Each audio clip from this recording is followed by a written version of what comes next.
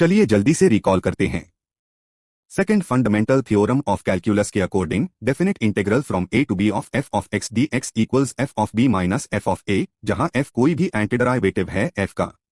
इसी से हम डेफिनेट इंटीग्रल्स इवैल्यूएट करते हैं। एंटीडराइवेटिव निकालो, लिमिट्स प्लग करो और सब्ट्रैक्ट करो। इवैल्यूएशन मेथड के 3 क्लियर स्टेप्स है। Step 1 antiderivative F of X निकालो। स्टेप 2 अपर लिमिट बी पार एफ इवैल्यूएट करो। स्टेप 3 लोअर लिमिट अपार एफ इवैल्यूएट करो और सब्ट्रैक्ट करो। आंसर है F of B minus F of A.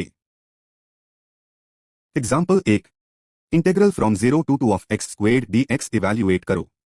X squared का एंटीडराइवेटिव है X cubed over 3।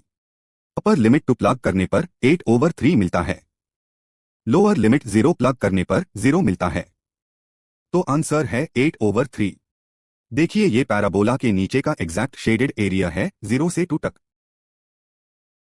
Example 2 integral from 0 to pi of sine X D X evaluate करो।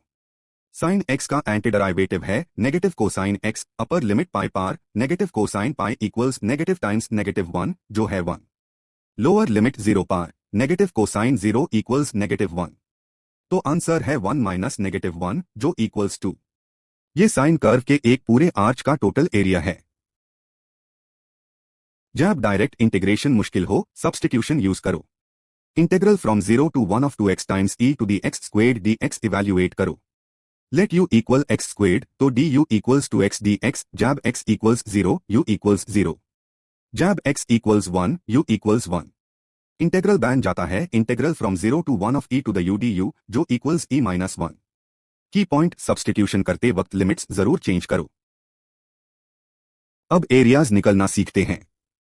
Curve y equals f of x के नीचे का area x axis के ऊपर x equals a से x equals b तक definite integral from a to b of f of x dx से मिलता है। देखिए एरिया अक्यूमुलेट होता है लेफ्ट से राइट की तरफ स्वीप करते वक्त। इंपॉर्टेंट जब कर्व x एक्सिस के नीचे होता है इंटीग्रल नेगेटिव वैल्यू देता है। एक्चुअल एरिया के लिए एब्सोल्यूट वैल्यू लो तो कर्व और x एक्सिस के बीच का total area integral of absolute value of f of x from a to b होता है।